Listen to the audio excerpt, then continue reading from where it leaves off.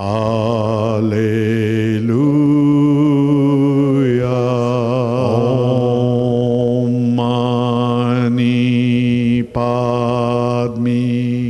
Om Allah.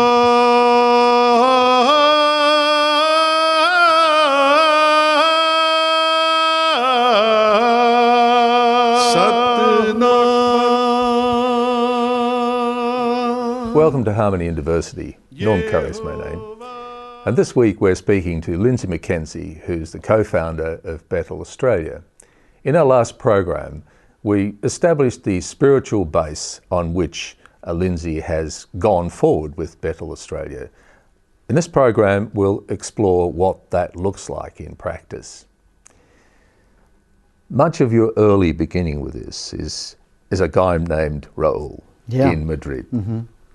How did that grow from the experience with him? It expanded, didn't it? You added people Yes. Totally unexpected as far from our perspective, because it was just an agreement between Raul and myself for just an emergency measure, if you like, because he couldn't go to our normal channels of rehab. And it was a 2-week period that he was come into my house.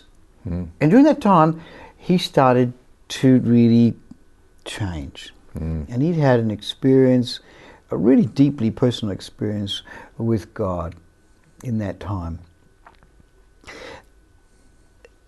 The 2 weeks are up, and I'm thinking, okay, my job's done here. But it didn't seem right for him to move on. Where is he going to move on to? Because I realise now, looking back, that bonding process is so important for any addict, especially in those early stages. And I thought, well, really, it's not changing my lifestyle too much. We can just adapt. I can adapt and make an exception. So I thought, well, okay, this is an exception. And it was, because we still continued to help men and women and take them to an already established rehab program that we trusted and had a lot of confidence in. But it was what was happening in Raul was kind of the thing that I wasn't aware of. And after a while, he was helping us to encourage other addicts to go and seek rehab. But they were saying, well, yeah, but where are you? He said, no, I'm in this guy's place. Well, can't I go there? Why do I have to go? Why can't I do what you did? And he kind of didn't have an answer for that. He said, no, it's just the way it is. But one day he came to me and he said, I really want to take somebody else on, And I thought, what does that mean? What's going on here? What does that look like? Fearing that he was, two's company, three's a crowd sort of thing. That's right. But he said, no, but I want to have direct, what you guys have done with me, I want that experience of helping others, really pouring myself into somebody else's life and helping them. And I put all kinds of objections why that wasn't a good idea, but Raul was pretty insistent, and I thought, well, okay, I guess we can make another exception. So a guy called Paco came in. Now the reason he came in, because the rehab centre didn't want 2 brothers, and there was 2 brothers coming for help. They said, we'll take one but not the other. And they said, we won't take this other guy because we've had experience with that particular guy in the past and he's bad news. And Raul said, he's the guy, come on. And he's elbowing me, and I'm saying, no. Anyway, so Paco came in. And what I saw then, what was really in Raul's heart, was just to have that experience of just sharing his life with another guy and helping him over this whole thing of addiction. Realising that just taking the drugs off a person is only going to leave them with a vacuum unless they can give them something better than drugs, and that's what Jesus does when he comes into somebody's life. He just takes it to a whole new level. So after 3 months of these two kind of bonding and Raul sharing his life with Paco began to really change and have an experience, his own experience with God. Right. Then they both came to me one day, and I could just see it written on their face. They said, we've been thinking. I think, oh no, I just know what's going to happen here. He said, we'd like to take somebody else on. And then there was a pause, and they said, each. I'm thinking, no, Mike, no, this is not going to happen. No, this has really gone far beyond which I imagined. But you know, they were very insistent. And anyway, we got two guys very close to each other. One called Manolo, and the other one called Jose. And then these two, Paco and Raul, took a guy each and just began to walk with them. Right. Now all this is going in the context of what do we do with these guys? How do we keep them busy? You know, what does a day look like? And we thought, and also they were eating a lot, and then we're going to feed these guys. And we had, you know, our money was limited. It was Raul and Paco who got their heads together and said, well, you know, Paco he had building experience. Most addicts, we found out, hadn't worked really a genuine job, but here were two that had some kind of trade each, and Paco and Raul was a plumber. So they said, well, we can teach these guys. Why don't we advertise that we will do home improvements or whatever, or home maintenance, and call ourselves whatever, and the money we get from that, we'll just put it in a pool, and that'll cover some of the costs. So they did, and we did. We started off, of course, just with friends, and it grew from there.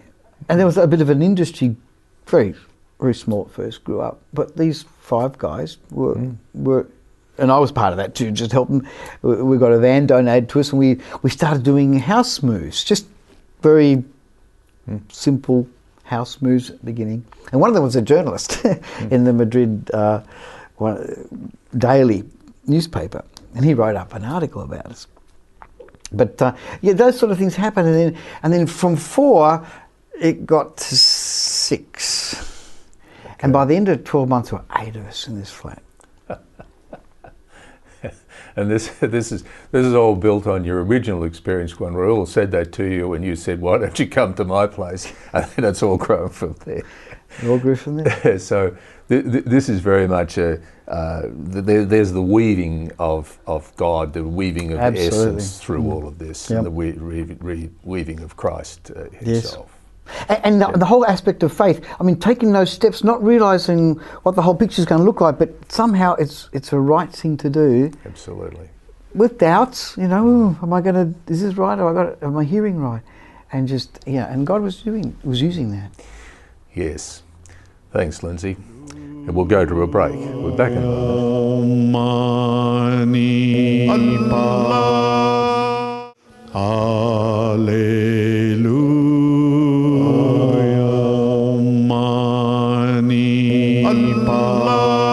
Welcome back. You're watching Harmony and Diversity. I'm speaking today with Lindsay McKenzie, who's the co-founder of Betel Australia. And we've traced Betel Australia from its roots in Madrid in Spain, and some examples there. And I'd like to ask you, Lindsay, what then happened? It grew into other areas, didn't it? Yes. See, part of this dynamic of having these addicts or ex-addicts, or in the process of leaving the whole addiction lifestyle, was the dynamics of community living. Now, not everybody gets on with everybody, and they're all living under one roof. And part of the development was learning to forgive each other. And now you're talking about hardened addicts who were used to dealing with issues by using violence and confrontation, and you know the law of the strongest. But now they're under one roof in a very small flat, and things like, you know, who watches what channel, and you know, there was all sort of things like that going on. They had to deal with it. I remember one particular instance, if I can say this, where we had Manolo, who was he'd been a gang leader, you know, control plus. And he didn't like what was being watched on the TV, and just turned it over what he wanted. And then I was in another room. I could hear what was going on. I walked in. I saw what obviously had happened, and I said to Manolo, "Go to your room, and we'll deal with this." And so it wasn't a thing to be done in front of everybody else. It was too confrontational. So I said, "Look, let's talk about this in your room." So I went into the room. I said, "Manolo, that was wrong what you did, because you should have at least talked about it or asked permission. and you need to go back and apologise, particularly to Paco. And he looked at me and said, apologise? No, I'm not going to apologise to him. How I dealt with this in the street was pulling out a knife. That's what I'll do with him. I'll pull out a knife on him. Yes. I said, well, you got a choice now. You know, you go back and apologise, or you leave. You pack up your things and go. I'm going to leave it to you, but it's going to happen soon. I went out of the room. A few minutes later, I heard him come out of the room, go into the lounge room. I don't know what's going to happen here, but he went over to Paco and he said, I'm sorry! Just like that. In that sort of, not very gracious way. Not very graciously, no. And I thought, he could have done that better, but he did do it. He did do it. And he went back into his room. And I thought, it wasn't nice, but it was right what he did. So I went in to congratulate him. I thought I better encourage him. And he was on his bed looking at the wall. I thought, that's odd. I said, Manolo, I'm very proud of you, what you did. And he wasn't talking to me, and I was trying to catch his eye, but he kept trying to turn around. Why he was avoiding my stare was he was crying. He was crying, yeah. He didn't want me to see. He's a tough guy. And he said to me, finally looked at me, he said, you know, that was the hardest thing I have ever done in my entire life. But it was that kind of lessons that were being learned. That it was harder to actually humble yourself and ask forgiveness, even though it could have been done in a better way, than actually pulling out a knife on somebody. Yes. And this was all being learned in the context of community. And the context, unconditional love and lovingness, was that layered in there? Was that how this guy was able to connect with himself? Because after all that, no one squashed him or made him rub his nose in it. Right. They received him back, and it was like there was a tough love. That's what I call it. Yes. It was tough. It was brutal, but it was love. There was they appreciated each other, even though they could have wanted to strangle each other. But dealing with it, it's a massive challenge. Here you've got a house full of ex-gang members and heroin addicts. Lots of anecdotes there. Oh my word! The neighbours really want us out of there. Oh, my goodness. So there's a control factor there. Now, clearly you were exercising your own godliness, but examples of what you saw as being the real thread of Jesus' influence amongst those people. Any examples of that? I think part of the whole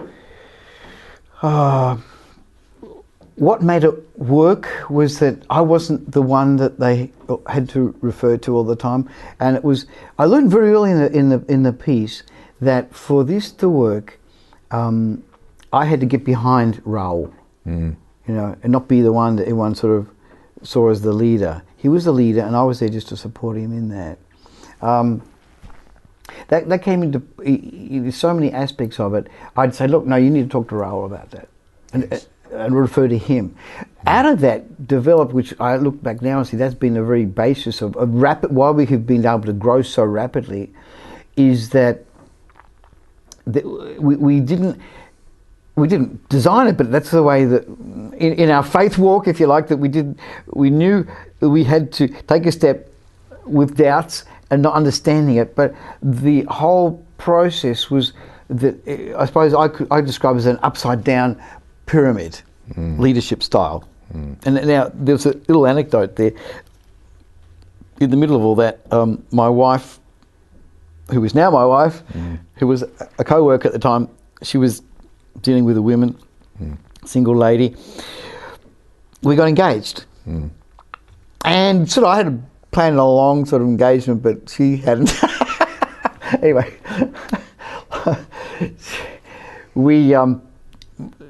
my wife sings, especially in those days, and someone offered to finance.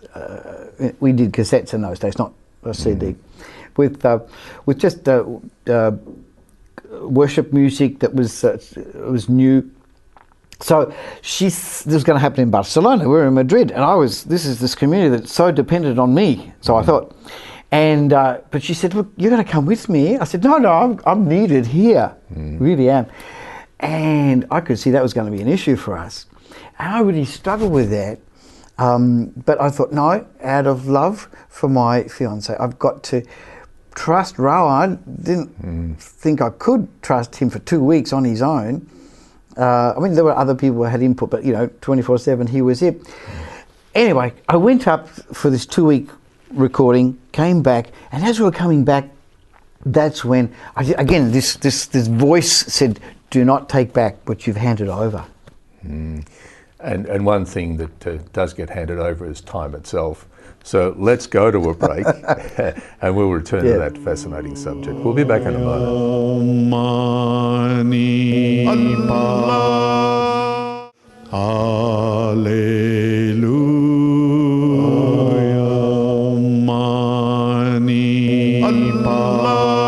Welcome back.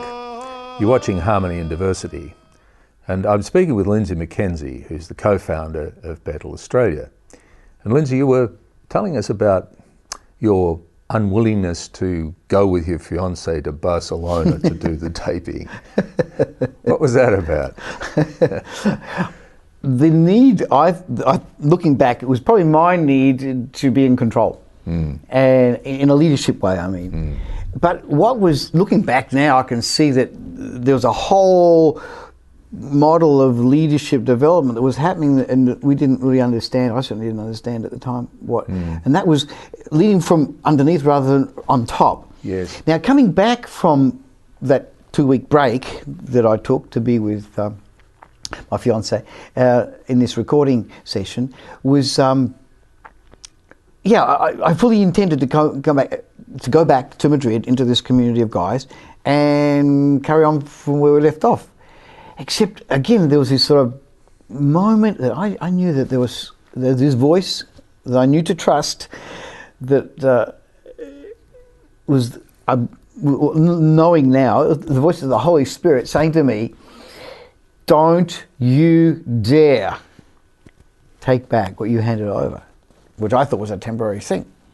So I went back, well, what does this look like for me? I feel a bit useless in this, my whole identity was sort of being the one who gave the orders, who was in charge.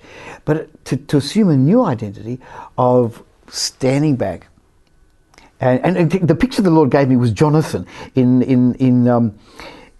the Old Testament. Jonathan was the rightful heir, if you like, of, but he knew that he was the king's son, but he knew that David was actually going to be the king. And he understood that role. And it was like, as I was reading that, I thought, that's what the Lord wants me to understand, that my role is to be a kingmaker, if you like. Yes. Let them lead, but you stand back and you be the invisible, if you like, encourager, corrector when needed, but just be there as a support, but let them do the leading. And that was a whole new concept for me. Yeah, that brings out a huge level of faith and trust. Sure. Yes. Yeah. Yes. It rolled on from there, didn't it? It did. At the end of that year, we were eight, I said, and then we had to look for a house, and our neighbours were so glad that we made that decision to move out. They didn't like catching the lift up to the 8th floor with addicts with broken teeth and needle marks or ex-needle marks and tattoos. They were very frightened. So we got a house out in the country. And about that time was when I was planning on getting married. So it really did leave Raoul in charge. But he was understanding what was happening with me, and he understood that he had to do the same thing. Hand over leadership. Don't hang on to it. It's not your identity. That's not who you are. It's what they can be if you. They just need a bit of a help. Are you willing to trust somebody, and when they make a mistake, don't wrench it back off them, but pick up the pieces and help them pick up the pieces and say, okay, do it again. And so that became a leadership model without us realizing what we were doing for expansion. Now, within that was the beginning of '86 when Raoul came in. And by the end of the following year, we had 3 different houses all set up, as well as a new women's house that my wife-to-be was working with the women, and she was doing a similar thing with them. And so we had a women's house and 2 men's houses, run by the addicts themselves. The same model of leading from underneath rather than sort of being the big king pin Right. on top that everyone relates to. And that was in Madrid? Or That was in Madrid. Yeah, right. Now, we needed to relate to our families and the folk that were as part of our mission responsibility. So we actually left that, and because I told you we're working with Elliot and Mary Tepper, and we left them. We left all that going. Went back to Australia. We were there for a year. We were here for a year. We came back into Madrid again, fully expecting to sort of come back in and take off where we left off, but the whole thing had gone on and developed and grown. There were 2 women's houses now, and there were 4 men's houses. And we began to feel, hey, we were part of the beginning of this. It doesn't seem like there's room for us anymore. We began to get a little bit, touchy about it until just talking about it amongst ourselves and with Raul there, and they were saying, we're getting phone calls from Barcelona, we're getting phone calls from Valencia. We just can't take all these people, and most of these guys don't want to leave their particular area anyway. Why don't we replicate this in another city? And all of a sudden the lights went on. We thought, hey, we don't need to be. It may be our need to feel sort of this identity thing, but we don't need to be. The thing's working better without us. So why don't we replicate this in Valencia? So my wife took that, and I took that as a challenge. We went to Valencia with our newborn baby and 2 guys, a van, and a whole lot of furniture, and we did a similar thing, looking for a house. This time we didn't live in the house because we felt that was important to have our own family space, but we took 2 guys down there, and they took 2 new guys with them, and a new community developed there in Valencia. Raul eventually, because he married a New Zealander, did the same thing we did, came back, and he went and started up in Barcelona, and that became, now we're in 22 cities in Spain. Good heavens. That's massive. So there's an internal driver there. What do you think that internal driver is? Well, it's obviously, it's something that is beyond just a rehabilitation, what's the word, model or framework. There's a spiritual dynamic going on. And it sounds like it was all sort of hunky-dory and everything just kind of, everyone ran with it. But no, there were a lot of failures. There were some devastating betrayals, if you like. We're trusting guys with money and businesses that they often just would turn for their own benefits, and we had to deal with that, and the betrayal and the forgiveness side of it. And then in the middle of that, the AIDS health issue really hit us hard, and some of the people, the ones that were dying, were often our best leaders. I'm going to have to ask you a question. Are you prepared to do another program? Sure, because this is so big that we really need to. Happy. Thank you very much for that, Lindsay. Thank you very much for watching, and we'll be seeing you next week when we speak to Lindsay McKenzie about further development of Betel, Australia. Baha'u'llah,